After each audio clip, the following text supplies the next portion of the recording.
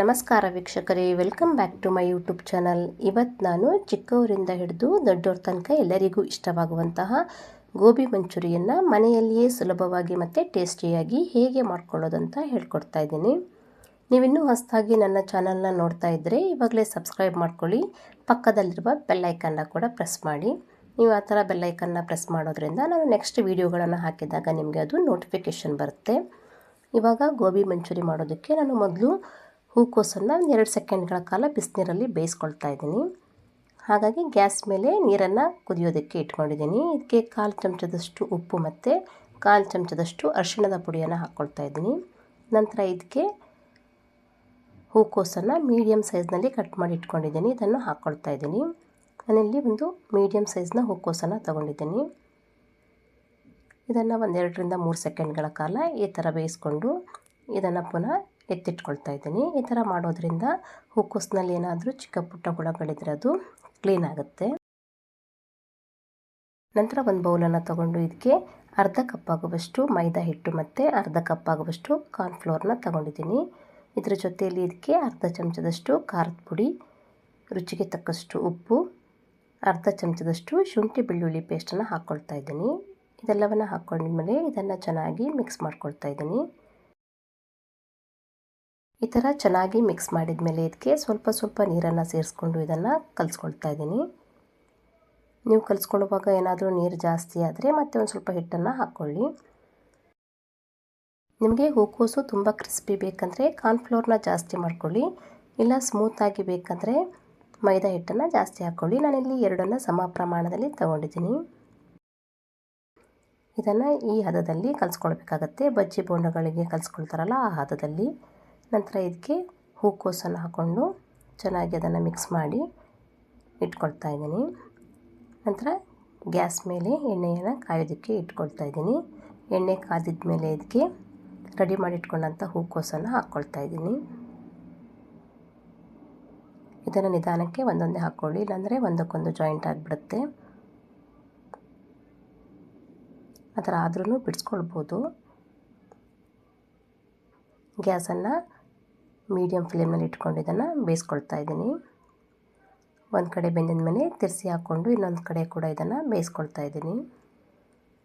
ಈ ಥರ medium ಸೈಜ್ನಲ್ಲಿ cut ಮಾಡಿ ಇಟ್ಕೊಂಡಿದ್ರೆ ಒಳಗಡೆ ಎಲ್ಲ ಚೆನ್ನಾಗಿ ಬೇಯುತ್ತೆ. ಇಲ್ಲಾಂದರೆ ಮಧ್ಯದಲ್ಲಿ ಬೆಂದಿರೋದೆಲ್ಲ ದೊಡ್ಡ ಸೈಜ್ನಲ್ಲಿ ಕಟ್ ಮಾಡಿ ಇಟ್ಕೊಂಡಿದ್ರೆ. ಈ ಥರ ಲೈಟ್ ಗೋಲ್ಡನ್ ಕಲರ್ ಬಂದಮೇಲೆ ಇದನ್ನು ತೆಗಿತಾ ಇದ್ದೀನಿ ಮತ್ತು ಎಣ್ಣೆಗೆ ಉಳಿದ ಹೂಕೋಸನ್ನು ಹಾಕ್ಕೊಂಡು ಬೇಯಿಸ್ಕೊಳ್ತಾ ಇದ್ದೀನಿ.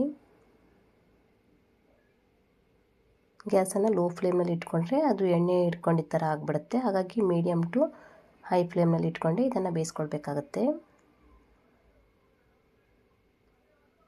ಇವಾಗ ಎಲ್ಲವನ್ನು ಫ್ರೈ ಮಾಡಿ ರೆಡಿ ಮಾಡಿ ಇಟ್ಕೊಳ್ತಾ ಇದ್ದೀನಿ.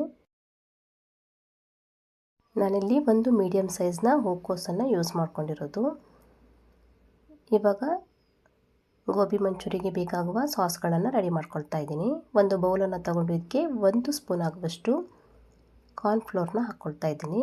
ಇದಕ್ಕೆ ಒಂದು 3 ರಿಂದ 4 ಚಮಚದಷ್ಟು ನೀರನ್ನು ಹಾಕಿ ಇದನ್ನು ಚೆನ್ನಾಗಿ ಮಿಕ್ಸ್ ಮಾಡಿ ಇಟ್ಕೊಳ್ತಾ ಇದ್ದೀನಿ. ಅದೇ ಥರ ಇನ್ನೊಂದು ಬೌಲನ್ನು ತಗೊಂಡು ಇದಕ್ಕೆ 2 ಚಮಚದಷ್ಟು ಟೊಮೊಟೊ ಕೆಚಪ್ಪನ್ನು ಹಾಕ್ತಾಯಿದ್ದೀನಿ. 1 ಚಮಚದಷ್ಟು ಸೋಯಾ ಸಾಸನ್ನು ಹಾಕ್ಕೊಳ್ತಾ ಇದ್ದೀನಿ. 1 ಚಮಚದಷ್ಟು ಚಿಲ್ಲಿ ಸಾಸನ್ನು ಹಾಕ್ಕೊಳ್ತಾ ಇದ್ದೀನಿ. ನಿಮಗೆ ಖಾರ ಜಾಸ್ತಿ ಬೇಕಂದರೆ ಜಾಸ್ತಿ ಹಾಕ್ಕೊಳ್ಬೋದು. ಇದ್ರ ಜೊತೆಯಲ್ಲಿ ಬೇಕಿದ್ರೆ ಗ್ರೀನ್ ಚಿಲ್ಲಿ ಸಾಸನ್ನು ಕೂಡ ಆ್ಯಡ್ ಮಾಡ್ಕೊಳ್ಬೋದು. ಇದನ್ನು ಚೆನ್ನಾಗಿ ಮಿಕ್ಸ್ ಮಾಡಿ ಇದನ್ನು ಕೂಡ ರೆಡಿ ಮಾಡಿ ಇಟ್ಕೊಂಡಿರ್ತೀನಿ. ನಂತರ ಗ್ಯಾಸ್ ಮೇಲೆ ಕಡಾಯಿಯನ್ನು ಇಟ್ಕೊಂಡು ಇದಕ್ಕೆ 1 ಚಮಚದಷ್ಟು ಎಣ್ಣೆಯನ್ನು ಹಾಕ್ತಾಯಿದ್ದೀನಿ.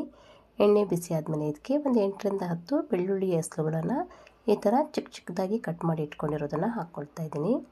ಇದನ್ನು ಚೆನ್ನಾಗಿ ಫ್ರೈ ಮಾಡ್ಕೊಳ್ತಾ ಇದ್ದೀನಿ. ನಂತರ ಇದಕ್ಕೆ 1 ಹಸಿಮೆಣಸು ಮತ್ತು 2 ಈರುಳ್ಳಿಯನ್ನು ಚಿಕ್ಕದಾಗಿ ಕಟ್ ಮಾಡಿ ಇಟ್ಕೊಂಡಿರೋದನ್ನು ಹಾಕ್ಕೊಳ್ತಾ ಇದ್ದೀನಿ. ಇದು ಕೂಡ ಫ್ರೈ ಮಾಡ್ಕೊಳ್ಬೇಕು. ಇದು ಸ್ವಲ್ಪ ಹೊತ್ತು ಫ್ರೈ ಆಗಿದ ಮೇಲೆ ಇದಕ್ಕೆ 1 ಕ್ಯಾಪ್ಸಿಕಮ್ನ ಚಿಕ್ಕದಾಗಿ ಕಟ್ ಮಾಡಿ ಇಟ್ಕೊಂಡಿರೋದನ್ನು ಹಾಕ್ಕೊಳ್ತಾ ಇದ್ದೀನಿ. ಇದು ಕೂಡ 1 2 ರಿಂದ 3 ಸೆಕೆಂಡ್ಗಳ ಕಾಲ ಫ್ರೈ ಆಗಬೇಕು. ನಂತರ ಇದಕ್ಕೆ ಮಿಕ್ಸ್ ಮಾಡಿ ಇಟ್ಕೊಂಡಂಥ ಸಾಸ್ಗಳನ್ನು ಹಾಕ್ತಾಯಿದ್ದೀನಿ.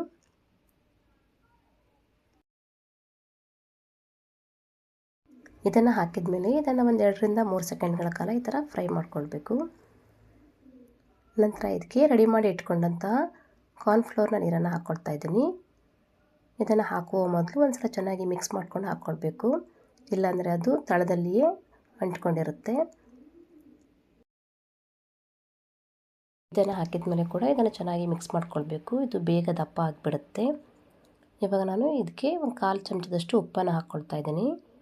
ಉಪ್ಪನ್ನು ಹಾಕ್ಕೊಳ್ಳುವಾಗ ನೋಡ್ಕೊಂಡು ಹಾಕ್ಕೊಳ್ಳಿ, ಸೋಯಾ ಸಾಸಲ್ಲೂ ಕೂಡ ಸ್ವಲ್ಪ ಉಪ್ಪಿರುತ್ತೆ. ಇವಾಗ ಇದಕ್ಕೆ ನಾನು 1/4 ಕಪ್ ಆಗುವಷ್ಟು ನೀರನ್ನು ಆ್ಯಡ್ ಮಾಡಿಕೊಂಡು ಚೆನ್ನಾಗಿ ಮಿಕ್ಸ್ ಮಾಡ್ಕೊಳ್ತಾ ಇದ್ದೀನಿ. ಇದು ಜಸ್ಟ್ ಕುದಿ ಬರೋದಕ್ಕೆ ಸ್ಟಾರ್ಟ್ ಆಗಿದ ಮೇಲೆ ಇದಕ್ಕೆ ಫ್ರೈ ಮಾಡಿ ಇಟ್ಕೊಂಡಂಥ ಹೂಕೋಸನ್ನು ಹಾಕ್ಕೊಂಡು ಮಿಕ್ಸ್ ಮಾಡ್ಕೊಳ್ತಾ ಇದ್ದೀನಿ. ಇದನ್ನು ಹಾಕ್ಕೊಂಡಿದ್ಮೇಲೆ ಒಂದು 2ರಿಂದ 3 ಸೆಕೆಂಡ್ಗಳ ಕಾಲ ಇದನ್ನು ಮಿಕ್ಸ್ ಮಾಡ್ಕೊಳ್ಬೇಕಾಗತ್ತೆ, ಸಾಸ್ ಎಲ್ಲ ಇದಕ್ಕೆ ಚೆನ್ನಾಗಿ ಹೊಂದ್ಕೊಳ್ಳೋದಕ್ಕೆ. ನಂತರ ಇದಕ್ಕೆ 1/4 ಚಮಚದಷ್ಟು ಪೆಪ್ಪರ್ ಪೌಡ್ರ್ ಮತ್ತು ಅರ್ಧ ಕಪ್ ಆಗುವಷ್ಟು ಸ್ಪ್ರಿಂಗ್ ಆನಿಯನನ್ನು ಚಿಕ್ಕ ಚಿಕ್ಕದಾಗಿ ಕಟ್ ಮಾಡಿ ಇಟ್ಕೊಂಡಿರೋದನ್ನು ಹಾಕ್ಕೊಳ್ತಾ ಇದ್ದೀನಿ. ನಿಮಗೆ ಸ್ಪ್ರಿಂಗ್ ಆನಿಯನ್ ಸಿಕ್ಕಿಲ್ಲ ಅಂದರೆ ಕೊತ್ತಂಬರಿ ಸೊಪ್ಪನ್ನು ಕೂಡ ಹಾಕ್ಕೊಳ್ಬೋದು. ಇದನ್ನು ಹಾಕಿದ ಮೇಲೆ ಚೆನ್ನಾಗಿ ಮಿಕ್ಸ್ ಮಾಡಿಕೊಂಡು ಇದನ್ನು ಬಿಸಿ ಬಿಸಿ ಇರುವಾಗಲೇ ಸರ್ವ್ ಮಾಡ್ಬೋದು. ತುಂಬ ಸ್ಪೈಸಿ ಇಷ್ಟಪಡೋರು ಇದಕ್ಕೆ ಇನ್ನೊಂದು ಸ್ವಲ್ಪ ಖಾರವನ್ನು ಎಕ್ಸ್ಟ್ರಾ ಹಾಕ್ಕೊಳ್ಳಿ. ಚಿಲ್ಲಿ ಸಾಸನ್ನು ಜಾಸ್ತಿ ಹಾಕ್ಕೊಳ್ಬೋದು, ಇಲ್ಲಾಂದರೆ ಗ್ರೀನ್ ಚಿಲ್ಲಿ ಸಾಸನ್ನು ಕೂಡ ಆ್ಯಡ್ ಮಾಡ್ಕೊಳ್ಬೋದು.